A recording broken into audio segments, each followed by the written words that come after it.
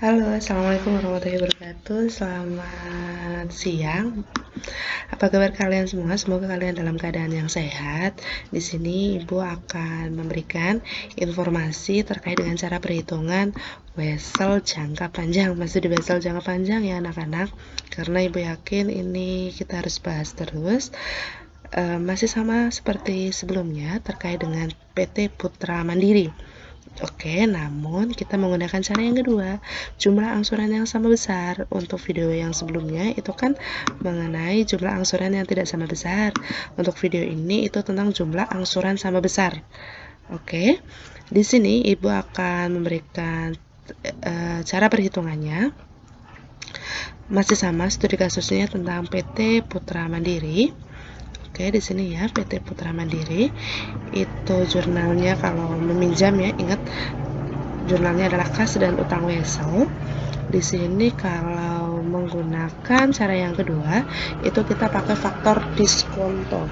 Faktor diskonto ini melalui tabel. Tabel ini juga bisa kalian lihat di sini. Nah, ini faktor diskonto untuk bunga 10% periode 6 tahun itu faktor diskontonya 4,3553. Ini bisa kalian lihat melalui buku akuntansi keuangan kelas 11 ataupun buku akuntansi keuangan kelas 12 maksud Ibu, ataupun di sumber internet lainnya mengenai faktor diskonto itu kalian bisa cari. Nah, jumlah tiap angsuran itu kan tadi 120 juta.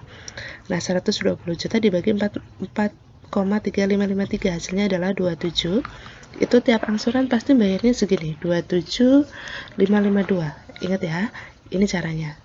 Faktor diskonto 4,353, jumlah tiap angsuran ada 120 juta dibagi 4,353.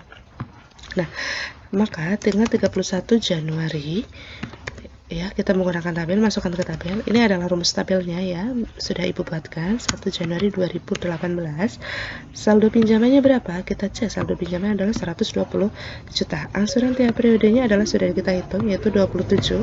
Nah, biaya bunga itu adalah 10% kali A, berarti 10 ya, sama seperti cara-cara sebelumnya itu 10% ya, 10%. Oke, maaf, sama dengan 10% dikalikan dengan 120 juta, maka hasilnya 12 juta. Nah, bagian pokok pinjaman itu B dikurangi C, maka 27 dikurangi 12 juta. Maka saldo akhir kita tinggal berapa? Saldo akhir kita 120 dikurangi dengan 15 juta, tinggal 104 juta. Lalu bagaimana jurnalnya? Jurnal sama, kita kan nyaur hutang ya, berarti pada tanggal 31 Januari 2018. Nah, kita nyaur hutang, berapa hutang kita? Hutang Wesel yang kita bayar di tanggal 31 Januari 2018 itu sebesar, ingat mana angsurannya? Biaya pokok pinjaman, yaitu sebesar 15 juta. Kemudian beban bunga yang kita bayarkan juga itu sebesar 12 juta. Maka kas yang kita keluarkan itu akan sama persis dengan ini, 27. Coba kita lihat kas ya. Ingat, kalau kas berkurang itu berada di sebelah kredit. Sebesar berapa di sini? Coba kita cek. Ya, gambarnya kita geser ya. Kasnya itu sebesar itu 15 ditambah dengan 12 juta. Itu akan sebesar 27 juta.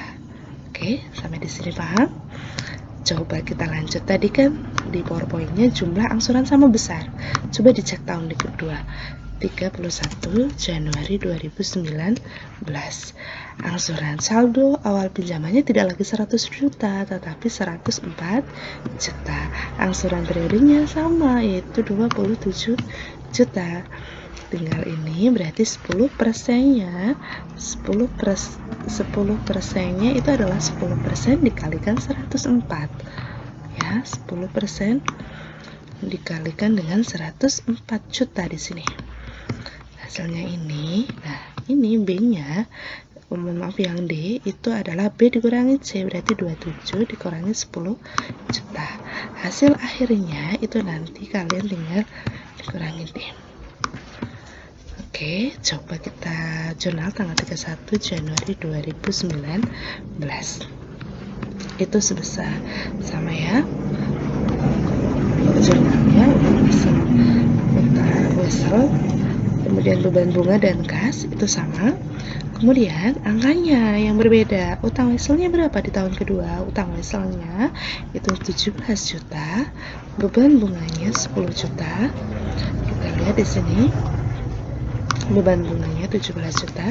Kemudian kas yang kita keluarkan itu sebesar 17 ditambah dengan sampai di tahun kedua kalian paham? Jadi sama angkanya 27 juta yang kita bayarkan di tahun pertama, 27 juta juga yang kita keluarkan di tahun kedua.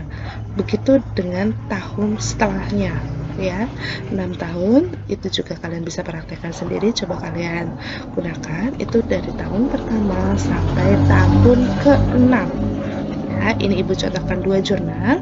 Untuk jurnal setelahnya coba kalian praktekkan sendiri. Yakin hasilnya sama, yaitu angsuran sama besar karena dilihat dari present value atau nilai sekarang.